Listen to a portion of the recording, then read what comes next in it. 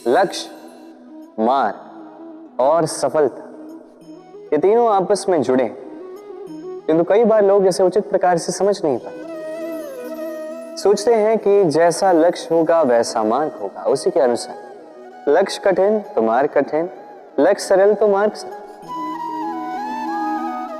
यदि आपको वास्तविक सत्य से अवगत कराऊं तो सब कुछ इसका उल्टा। लक्ष्य अपना मार्ग नहीं बनाता, मार्ग वो जो आप स्वयं चुनते हैं, जो आप स्वयं बनाते हैं,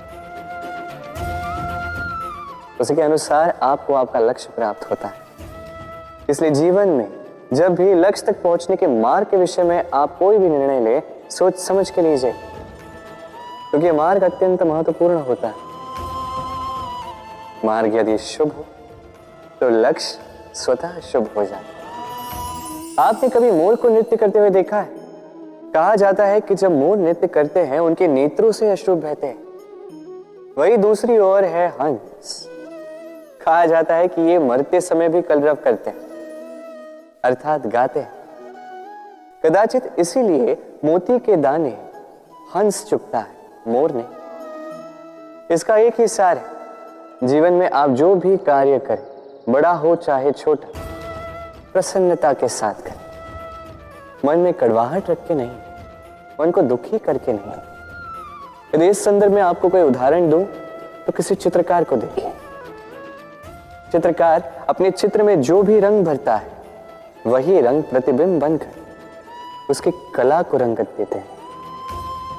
स्मरण रखिए, प्रसन्नता के साथ जो भी कार्य करोगे वो बहुत अच्छा होगा। कई बार लोग इस बात से दुखी रहते हैं कि क्यों बार बार उनकी क्षमता पर संदेह किया जाता है, क्यों बार बार उनकी परीक्षा ली जाती है, क्यों पूछते हैं कि यही मेरा भाग्य है जो बार बार मुझे अपनी सिद्धता को प्रमाणित करना पड़ता है। लोग सोचते हैं यह दुर्भाग्य है, मैं सोचता हूं यह सौभाग्य है। कैसे? संदेह किस पर किया जाता है?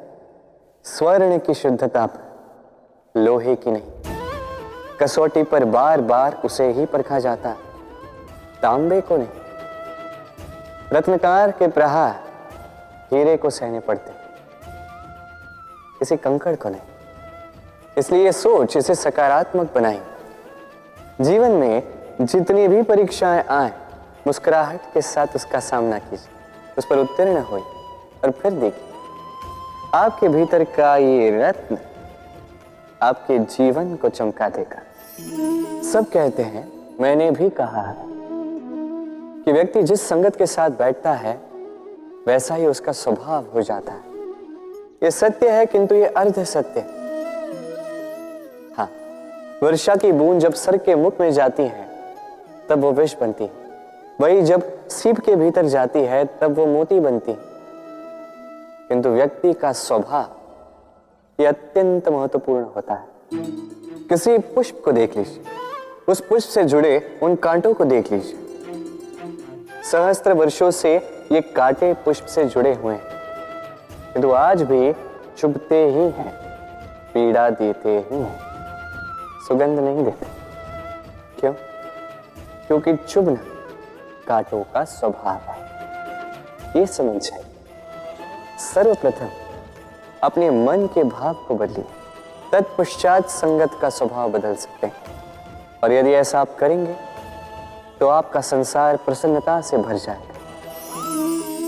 संसार को यह भ्रांति है कि सब कुछ भाग्य से ही मिलता है, किंतु भाग्य, प्रारब्ध, ये तो सबके लिए समान ही होता है। ये तो पाने वाले पर निर्भर करता है, उसकी आकांक्षाओं पर निर्भर करता है, महत्वाकांक्षाओं पर निर्भर करता है, स्वभाव पर निर्भर करता है कि वो उसका क्या करता है। देखिए, प्रसाद जो है, प्रसाद सभी को दिया जाता है, किंतु उसका उपभोग किस प्रकार करना है ये व्यक्ति पर निर्भर करता है। आपको उदाहरण देता हूं। चलिए, दो व्यक्ति हैं, दोनों को मैंने एक एक माटी का ढेर दिया। उसका वो क्या करते हैं? एक व्यक्ति उसके छोटे छोटे गोले बनाता है और आते जाते व्यक्तियों को फेंक के मारता है, हंसी ठिठोली करता है, उनके वस्त्र मैले करता है, उसे बड़ा आनंद आता है। वही दूसरा व्यक्ति उस माटी के ढेर की अपने लिए एक झोपड़ी बनाता है, वो झोपड़ी जो धूप में, वर्षा में, तूफान में उसकी सुरक्षा करेंगे।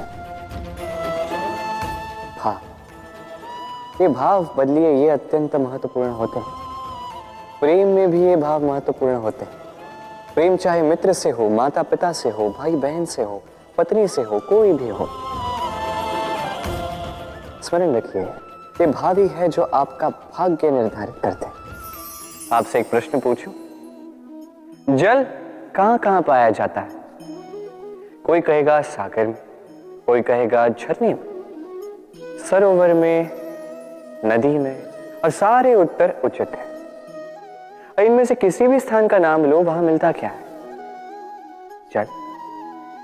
उसी प्रकार मनुष्य का जो भी स्वरूप हो, उसमें रहता वही परमात्मा है। वही परमात्मा जो प्रेम की भाषा सुनता है, प्रेम की भाषा समझता है, वही जानता है। अब चाहे माता देव की हो या यशोदा मैया, यात्रा ममता की ही है। अब चाहे रुक्मिणी हो या राधा, यात्रा प्रेम की ही है। तो इस प्रेम पर ध्यान केंद्रित कीजिए, ये व्यवहार प्रेम पूर्ण रखिए। आपका हर एक संबंध, हर एक बंधन पवित्र हो जाएगा। हम मनुष्य कितने विचित्र होते हैं। जब भूल हमसे होती है तब हम चाहते हैं समझौता। यही भूल किसी और से हो तो हम चाहते हैं न्याय। क्यों? एक ही परिस्थिति में दोहरा व्यवहार किस लिए? देखिए, यदि समझौता, न्याय, प्रतिकार या प्रतिघात के स्थान पर हम केवल प्रेम से भर दें, तो ना हमें समझौते की आवश्यकता होगी, ना न्याय की आकांक्षा होगी। क्योंकि मनुष्य समझौता या न्याय केवल तभी चाहता है जब कुछ लेना चाहता है, किंतु प्रेम में तो सब कुछ अर्पण कर दिया जाता है। स्मरण रखिएगा, सबसे बड़ा समझौता और सबसे बड़ा न्याय केवल प्रेम ही है। तो आइए और इसी प्रेम के साथ कहेंगे राधे राधे। कभी आपने सोचा है हमें जीवा के साथ साथ कान क्यों मिले? अब आप कहेंगे सरल सी बात है, ताकि हम बात करने के साथ ही सुनना भी सीख लें। अब इसका एक और तात्पर्य है। पहले मुझे बताइए, स्वयं की प्रशंसा सुनना किस किस को अच्छा लगता है? सभी को अच्छा लगता है। अब यही है सार। यदि इन कानों से आप स्वयं की प्रशंसा सुनना चाहते हैं तो सर्वप्रथम इस जीवा से दूसरों की प्रशंसा करना सीखें। अब प्रशंसा के विषय में एक अत्यंत महत्वपूर्ण बात आपको बता देता हूं। कभी किसी की प्रशंसा यदि आप करते हैं तो सर्वप्रथम उस व्यक्ति का उत्साह बढ़ जाता है। तत्पश्चात स्वयं यदि झांक कर देखें तो इस मन में भी संतोष और प्रसन्नता आ जाती है। और एक बार ये मन प्रसन्नता से भर जाए, तत्पश्चात कोई प्रशंसा करे या ना करे, कोई अंतर नहीं पड़ता। इसलिए सदैव दूसरों का मान करें, आदर करें, उनकी प्रशंसा करें, प्रसन्नता बांटें। जिनमें जो भी अच्छाइयां हैं उन्हें बताएं, उन्हें स्मरण करवाएं कि वो भी अच्छे हैं। उनका उत्साह बढ़ाएं, वो जीवन में आगे बढ़ेंगे और ये जीवन आपको कभी पीछे नहीं रहने देगा। क्या आपने कभी दर्पण देखा है? क्या हम में से ऐसा कौन है जिसने दर्पण नहीं देखा? सभी ने दर्पण देखा है, दर्पण में स्वयं का प्रतिबिंब भी देखा है। किंतु किसने सोचा कि उस दर्पण के पीछे क्या है, उस प्रतिबिंब के पीछे क्या होगा? होता कुछ ऐसा है कि उस कांच के पीछे एक धातु की परत चढ़ाई जाती है, जिस कारण से जब हम देखते हैं तो हमें अपना प्रतिबिंब दिखता है। अर्थात कांच को कुछ इस प्रकार कर दिया गया है कि प्रकाश जिस ओर से जाता है उसी ओर पुनः वापस लौट के आता है, तभी वो दर्पण कहलाता है। यही है जीवन का सत्य भी। यदि हम अपना पूरा ध्यान केवल लक्ष्य की ओर केंद्रित करते हैं, यहां वहां नहीं भटकते हैं, तो न केवल हम अपना लक्ष्य प्राप्त करने में सफल होते हैं, बल्कि हम दूसरों का मार्गदर्शन करने में भी सफल होते हैं। तो क्या आप बनना चाहेंगे ऐसा व्यक्तित्व? चयन आपका है। पाना और खोना दोनों जीवन के अभिन्न अंग हैं। हम कुछ पाते हैं, कुछ खोते भी हैं। कुछ स्वप्न साकार होते हैं, कुछ लक्ष्य अधूरे भी छूट जाते हैं। जीवन में ये होता ही है, हर एक के जीवन में होता है। किंतु जब भी हम किसी से मिलते हैं, हम कौन सी बातें करते हैं? हम उसी की बात करते हैं जो हमने खोया है। स्वयं भी दुखी होते हैं, सामने वाले के मन को भी दुखी कर जाते हैं। इससे कुछ विपरीत करने का प्रयास कीजिए, सकारात्मक बनने का प्रयास कीजिए। ध्यान उसी पर दीजिए, स्मरण केवल उसे ही कीजिए, महत्व उसी को दीजिए जो आपके पास है। जो आपके पास नहीं, उसकी आस में त्रास क्यों सहना। उसी की गिनती कीजिए जो आपके पास आज यहां वर्तमान में है। जैसे मैं कंस मामा की गिनती नहीं करता जिन्होंने मेरा बालपन झंझोड़ा। मैं गिनती करता हूं यशोदा मैया की, मेरे बलराम दाऊ की, मेरी राधे की, जिन्होंने मेरा जीवन संजोया। सोच, ये सोच सच बनकर सामने आती है, ये कठोर सत्य है। क्योंकि सोच ही वो बीज है जो सत्य रूपी पौधे को जन्म देता है, उसे विकसित करता है। अब सोचिए, यदि ये बीज ये अकड़े का हुआ तो ये छाया नहीं, ये केवल कांटे देगा। वही यदि ये बीज बरगद का होगा तो वो एक ऐसे वृक्ष में विकसित होगा जो अनेक वर्षों तक, अनेक पीढ़ियों को छाया देगा, पंछियों को घर देगा। उसी प्रकार ये सोच, यदि ये सोच छोटी सोच हुई तो आपको शंकाएं ही देगी। यदि ये सोच बड़ी हुई तो आपको समाधान देगी। तो सोच समझकर अपनी ये सोच चुनिए। ये सोच आपको शंका भी दे सकती है, समाधान भी दे सकती है। क्या चुनेंगे आप, शंका या समाधान? छोटी सोच या बड़ी सोच? चयन आपका है। जीवन और मृत्यु दोनों जीवन के दो अटल सत्य हैं। जिसने जन्म लिया है उसे मृत्यु प्राप्त होनी है, यही नियति। अब एक बात है, मृत्यु सभी को आती है, जीवन जीना सबको नहीं है।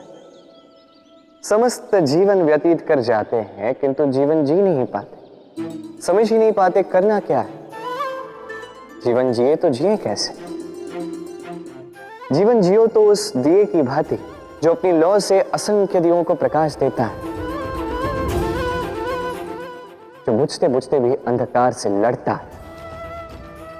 कदाचित इसीलिए जहां दिए को रखा जाता है उस स्थान को पूजा जाता है, उसे पवित्र माना जाता है।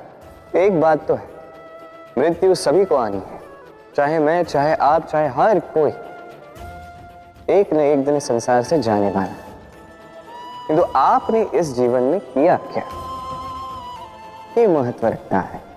और जिसे जीवन जीना आ गया वो मृत्यु के पश्चात भी जीवन जीता है, वो अमर बन जाता है। कहा जाता है व्यक्ति को अपने चरण दृढ़ रखने चाहिए, कि जहां चरण होंगे उसी के अनुसार मार्ग होगा, उसी के अनुसार लक्ष्य भी होगा। किंतु क्या केवल इन चरणों पर ध्यान देना ही पर्याप्त है? नहीं, इससे कहीं अधिक महत्वपूर्ण होता है आचरण। जैसा आपका आचरण होगा उसी दिशा में आपके चरण होंगे। यदि आपका आचरण उचित हुआ, श्रेष्ठ हुआ, तो देखिए आप पर्वत के शिखर पर भी पहुंच सकते हैं। किंतु यदि ये उचित ना हुआ तो आप उसी शिखर से नीचे धरा पर भी गिर सकते हैं। हाँ, गति के लिए चरणों पर ध्यान देना अति आवश्यक है, किंतु प्रगति के लिए आचरण ही अति आवश्यक है, उसके बिना नहीं होगा। जन्म लेते ही व्यक्ति के लिए ये नाम अत्यंत महत्वपूर्ण हो जाता है। माता, पिता, पुरोहित सारे उन अक्षरों को ढूंढने लगते हैं जिससे आपका नाम आरंभ होगा। किंतु क्या केवल नाम और राशि के एक हो जाने से सब कुछ ठीक हो जाता है? कदापि नहीं, क्योंकि आपके कर्म ये महत्वपूर्ण होते हैं, अन्य कुछ भी नहीं। देखिए, नियति भी आपके कर्मों के अनुसार ही आपका भविष्य नियत करती है। यदि आपको उदाहरण दूं, सोचिए, एक है राम और एक है रावण। दोनों का नाम आरंभ होता है रा से। किंतु एक को मिला भयानक अंत और एक समस्त ब्रह्मांड के अंतर्मन में बस गया। तो स्मरण रखिएगा, ये नाम नहीं, ये कर्म श्रेष्ठ है। यदि आपके कर्म श्रेष्ठ है तो आपका नाम कुछ ऐसा बनेगा कि संसार में कोई मिटा नहीं पाएगा। कई बार जब हम कर्म करते हैं, सफलता प्राप्त करते हैं, कठिन परीक्षाओं पर उत्तीर्ण होते हैं, बड़े कार्य करते हैं, हमें लगता है कि संसार से थोड़ी प्रशंसा हमें मिलनी चाहिए, अच्छा लगता है। कई बार हमें लगता है ये हमारे कर्मों का फल भी है, हमें आनंद देता है। किंतु जब हमें ये प्रशंसा नहीं मिलती तब क्या होता है? हम दुखी हो जाते हैं, टूट जाते हैं। ऐसा लगता है किसी को हमारी चिंता ही नहीं है, ऐसा लगता है हमारे आनंद में किसी और को आनंद मिलता ही नहीं है।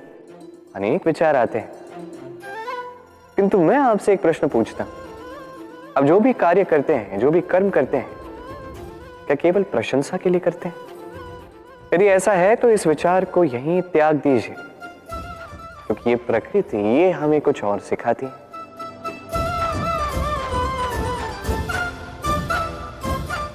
इस पुष्प को देख लीजिए, ये सुगंध जो पुष्प देता है, ये जैसे मेरे मन को उल्लासित कर देती है, जैसे मेरे मन में ऊर्जा सी भर देती है ये सुगंध। किंतु विशेष बात तो यह है कि पुष्प को यह कार्य करने के लिए किसी प्रशंसा की आवश्यकता नहीं है। यही है प्रकृति की सीख। जो सच्चा होता है, जो सत्कर्मी होता है, उसे प्रशंसा की आवश्यकता ही नहीं, क्योंकि उसके कर्म ही उसकी सुगंध होते हैं। देखिए, इत्र जो है वो नकली फूलों पर लगाया जाता है, सच्चे फूलों को इसकी आवश्यकता ही नहीं। इसी प्रकार आप भी कर्म करते जाइए एक शुभ भाव के साथ। इस मन को सदैव सदैव शांत रखिए, साफ रखिए। यदि ऐसा करोगे तो आपके कर्म इस प्रकार सुगंधित होंगे कि आपके जीवन में केवल और केवल आनंद ही होगा। तो इसी आनंद के साथ कहिए राधे राधे।